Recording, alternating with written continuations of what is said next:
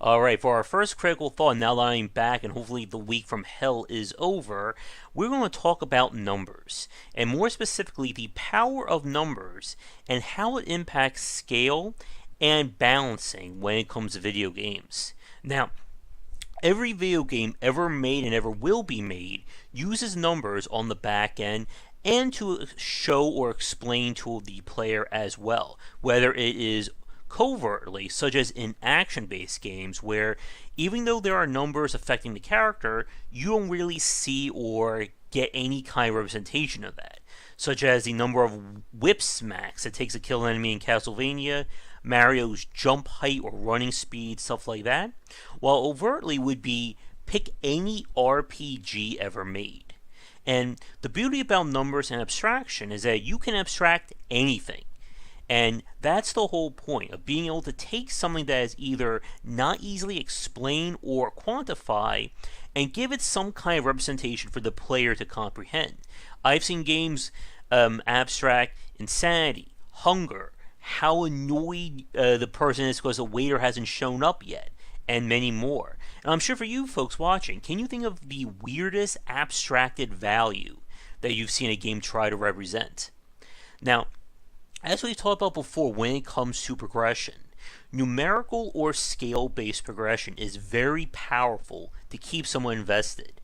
You just keep seeing those numbers go up, up, up, up, up, and things get more flashier and so on and so forth. And again, a major allure of RPG-based titles and idle games is that very much the appearance that you're growing in power. Now, unfortunately, though, as we talked about before, there is a limit on how much numerical progression and scaling really matters to the player. Again, when we start getting to stuff like quintillions and 10 to the 15th power of attacks and stats, all that just evolves into a gobbledygook of mess. Another issue, and one we'll be talking about the antithesis of in a few minutes, is that when you abstract elements, it becomes very hard for the player to understand what it all means. Anyone who's played an ARPG knows the nightmare of trying to figure out exact damage values. So here's a math problem for you. If I do 4,658 points of fire damage to an enemy, the enemy has negative 6% fire resist. However, he currently has a bolt that reduces all damage by 15%. I have my own perk that gives me increased fire damage by 8%. Now, that enemy has 17,432 points of health. At what point does the train arrive in San Francisco? I may have mixed up my math problems there, but I think you get the point, and be sure to show your work as well on that one. But again, the problem when you abstract everything out is that it becomes very hard to actually understand why this all matters. For many RPGs, they will use a secondary abstraction that is shown to the player while keeping the hard or the actual values hidden. So when you see in an RPG and it shows, weapon strength 20, defense 8, those values may not be what is actually being given to the game or to the engine when it comes to calculating damage, defense, and so on and so forth. Many older, and especially JRPGs, will do that. They'll give you your own set of stats to give you an idea, but you can't take those values directly and figure out how much damage you're doing. Now, for a lot of video games, that doesn't really matter. As long as the player is able to see the results, it does work out. But, as we were saying, if you're trying to explain to the player how all this works, using numbers like 27,000, 47 billion, stuff like that, doesn't really do much. And this is why we're kind of seeing a difference in terms of kind of representing numbers in video games compared to the old school to what we're at today. Many video games from the 80s to 90s basically create their own numerical system for their games, and there's no real relation to anything else. XCOM, for instance, the original one, has values for reaction fire, bravery, accuracy, stamina, their ability to survive massive damage, and so on and so forth. But without having any kind of foundation or standard, you're just throwing numbers out there. I have 625,000 Josh points. Who knows what that means? So what we've been seeing is more developers following in the route of casual game design and classic RPG and pen and paper by focusing on smaller numbers and smaller scales as opposed to trying to make use of every number ever made. And of course, anyone who's played or designed a tabletop or CCG game also knows what that means. So we're going to load up some game footage of a title that tried to present some complex strategies while keeping numbers very low. This is footage from the game Star Vikings, a roguelike-ish kind of title that was designed by heavy inspiration from Plants vs. Zombies. This is footage taken from a live developer cast we did with the lead designer Mark Venturelli, which hopefully I'm not butchering. During our discussion, we talked about how he wanted to take kind of the casual flow or feel, but add more in terms of complexity and depth to this game.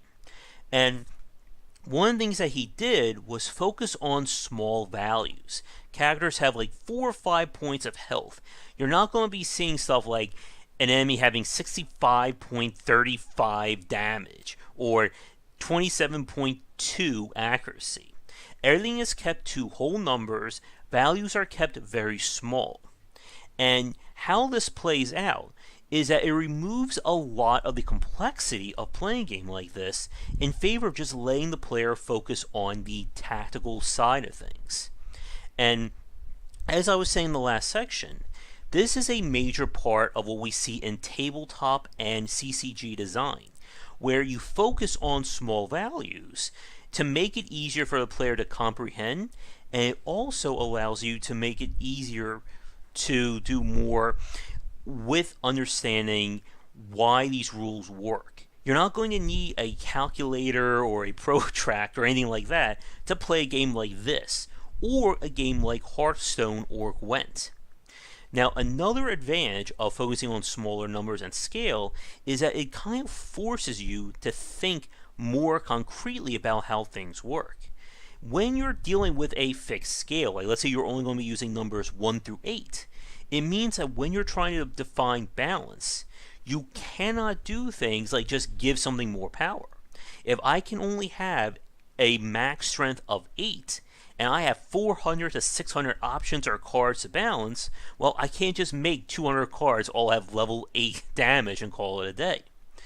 Now, as we were saying, this also stems back to old school CRPG and pen and paper style games by having each value or having just 1 point matter for everything.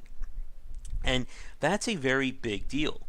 When you go from 5 to 6, that should be like, oh my god, it's amazing. If you go from 5 to 8, the angels should come down from the clouds and sing to you in terms of how much of a difference that makes.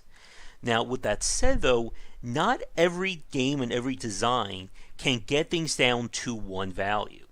And it really takes a lot in terms of understanding the balance of your game, as well as creating your own kind of scaling or foundation for everything to play out properly. Like we said, when it comes to ARPGs like Diablo, Grim Dawn, Torchlight, and so on, there is no end to the scale. But the problem is, at some point, it just doesn't matter. And the thing that we've seen from casual and tactical-based games that focus on smaller numbers is that small numbers can still matter. And the scaling really doesn't impact things on that front. If I do 5 points of damage to an enemy that has 10 points of health, that is as amazing as if I did 5 billion points of damage to an enemy with 10 billion points of health. As long as the player is able to comprehend what's going on, and without having to resort to outside factors or outside guides, they can follow things pretty well. And again, your player base will thank you if you keep things easily understood. And this is also could lead into a discussion about UI design and properly representing values there, but that would probably be taking us a little too far for this video. So to begin to wrap things up, The beauty about numbers and abstraction is that you can abstract anything and everything that you want. But it's considered good practice today to try and keep the scaling as small as possible to allow players to better understand things, and it also helps you in terms of balancing and designing your game when you're only dealing with smaller values, especially smaller whole numbers. You don't want to do stuff like I have 2.45678 attack, and this guy has 4.2198341 defense. It starts to get very crazy like that. With that said, though, to wrap things up, for everyone listening, can you think of games that did a really good job of abstracting elements or values down so that anyone can understand them? Let me know in the comments below, but thanks for watching today's Critical Thought. If you'd like to suggest a future one or a future topic, please don't hesitate to get in touch and check back for daily discussions on game design here and on Game Wisdom, where we examine the art and science of games. Until next time, have a good day. Before we get to the credits, just a quick shout out to the supporters over on patreon.com/GWBycer. Thank you so much for watching this video. If you enjoyed it, be sure to check back for our regular streaming, most nights at 9:30, 10 EST, and you'll find a schedule linked down below. For a collection of my writings as well as audio casts on design, you'll find that at game-wisdom.com. Be sure to follow me on Twitter at GWBycer. If you're interested in hanging out and talking about game design topics, we have a Discord channel with the basic tier open to everybody, and that is linked down below as well. If you'd like to support us on Patreon, it is at patreon.com/GWBycer. Your support can help to keep things going and growing, and you can earn rewards such as ad-free versions of our talks, votings for our specific Let's Plays and grab-bag streams, and more. But that's it for now. Thanks again for watching. I hope you come back for more great discussions on design here and on GameWisdom.com, where we examine the art and science of games.